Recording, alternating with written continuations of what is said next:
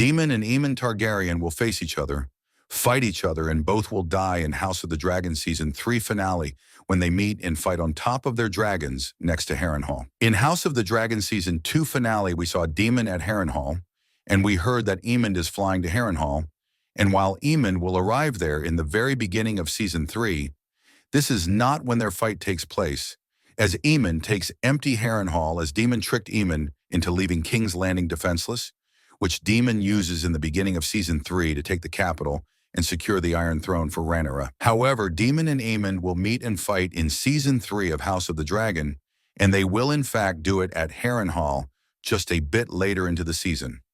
This event has been foreshadowed many times. First, Alys Rivers, a woman capable of seeing the future through visions, told Daemon that he is going to die at the God's Eye. Then Rhaenyra Targaryen, another woman capable of seeing the future, told Aemond that he too is going to die at God's Eye. And finally, Daemon himself saw the outcome of his battle with Aemond in one of his visions of the future.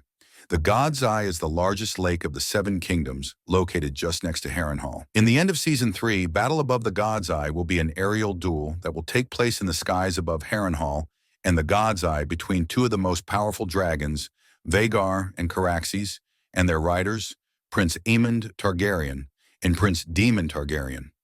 Prelude to this will be many events that will happen in House of the Dragon Season 3, such as the fall of King's Landing to Rhaenyra and Aemond burning entire riverlands. In the beginning of Season 3, Sir Criston Cole's army, accompanied with Aemond and Vhagar, will arrive at Harrenhal, only to find it empty. Daemon abandons Harrenhal when he hears Aemond left King's Landing. With Criston on the march with the Green Army, and with Aemond taking Vhagar out of the city, King's Landing is left defenseless, and Daemon uses this. Daemon flies Caraxes back to the capital and assists Rhaenyra with the fall of King's Landing to the Blacks. After recapturing Harrenhal, Aemond orders the deaths of Sir Simon Strong and his kin. Alys Rivers is the only one spared, however, and becomes Aemond's bedmate. Alys prevents Aemond from strangling the squire who informs Harrenhal of the Green's defeat in the battle by the lakeshore. After the fall of King's Landing, Prince Aemond and Hand of the King, Criston Cole, no longer agree on how to proceed during the war. Aemond takes Vhagar on a one-man war of revenge. They burn much of the riverlands, starting with every wooden structure in Harrenhal. Vhagar causes more destruction than entire army, and severely harms Rhaenyra's supporters in the riverlands. Though Aemond's decision to abandon the army under Criston proves to be a strategic blunder. Without Vhagar to protect them, Cole's army in the east is later surrounded and destroyed in the Butcher's Ball by Cregan Stark's Winter Wolves and the Rivermen. Aemond and Vhagar continue the destruction of the Riverlands, and they become the terror of the Trident. Rhaenyra will send Daemon on his dragon Caraxes and Rhaena on her dragon Sheepstealer to hunt Aemond. Daemon and Rhaena will search for Aemond and Vhagar throughout the Riverlands, but will be unable to find them. Eventually, realizing that Aemond would never face two dragons, Daemon travels to Harrenhal with Caraxes alone and challenges Aemond by having a word sent out that he and Caraxes would await Aemond and Vhagar at Harrenhal alone. Daemon waits for 13 days at Harrenhal until Aemond finally stops burning the Riverlands to come face him. Aemond tells Daemon that it was Alys who told him where to find him, as she had seen in her visions. Daemon asks Aemond, "Who told you where to find me?" Aemond replies with, "My lady, she saw you in a storm cloud, in a mountain pool at dusk, in the fire we lit to cook our suppers. She sees much and more, my Alys." Aemond and Daemon talk briefly, and Aemond passionately kisses Alys goodbye, before the two men mount their dragons with Aemond carefully fastening his saddle chains, but Daemon leaving his dangling. Aemond says to Daemon, "You were a fool to come alone." Daemon replies with, "Were I not alone, you would not have come." Aemond says, "Yet you are, and here I am. You have lived too long, nuncle." Daemon replies with, "On that much we agree. The sun will be setting as the two dragons fly to the sky. The dragon's shrieks and roars could be heard from a dozen miles away. So bright will be the dragon fire that small folk fears the sky itself is aflame." During the fight, Daemon's Caraxes slams into Aemond's Vhagar, locking his jaws on Vhagar's neck. Both dragons are grappling as they descend from the sky. While in freefall, Caraxes' jaw continue to tighten around Vhagar's neck, even as Vhagar's teeth tear Caraxes' wing and his claws open Caraxes' belly.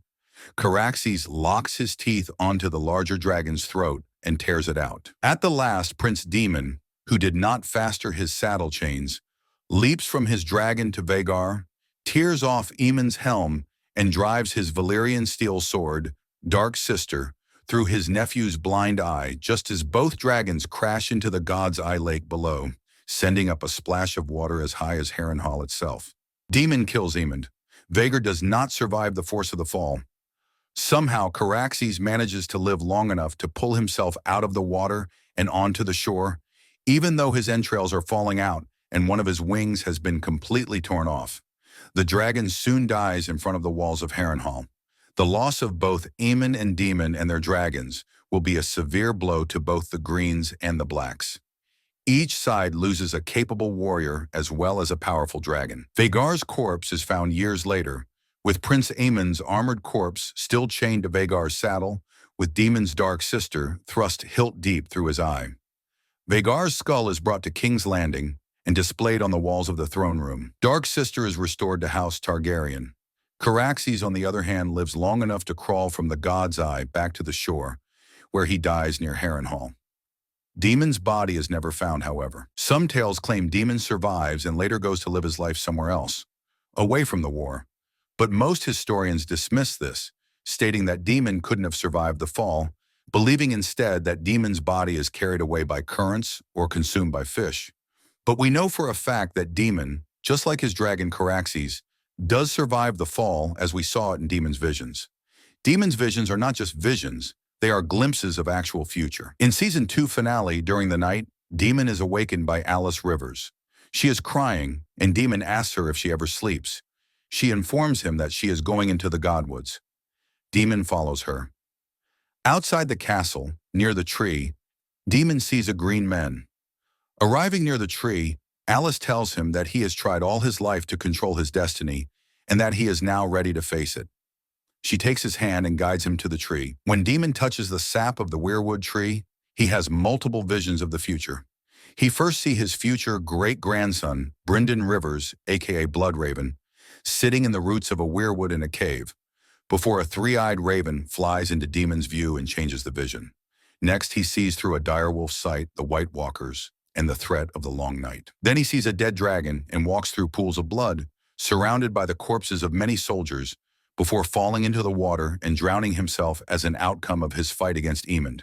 He then witnesses the Red Comet, 3 dragon eggs, and his descendant, Rhaenyra Targaryen's birthing of her 3 dragons. He then sees in the throne room his queen and wife, Rhaenyra, sitting on the Iron Throne. We know for a fact that all of Daemon's visions of future come true, as the three-eyed raven is born many years later as a direct descendant of Daemon. We know the White Walkers are real, and we know that his descendant that he saw in a vision over 100 years into the future is also real, as she is none other than Daenerys, the mother of dragons. The only Daemon's vision we have left of the future is the one that involves Daemon himself, and taking into account that all his other visions of the future are true, then there is no reason to believe this one isn't. In his visions, Daemon also hears the voice of Rhaenyra Targaryen, his niece. She tells him that he is part of a great story and that he now knows his part and that he knows what he must do. Daemon must face Aemond and defeat him and the largest dragon Vhagar. That is his part in the story. From Daemon's visions of the future, we can literally see Daemon alive after crashing into the lake, but he appears to be drowning.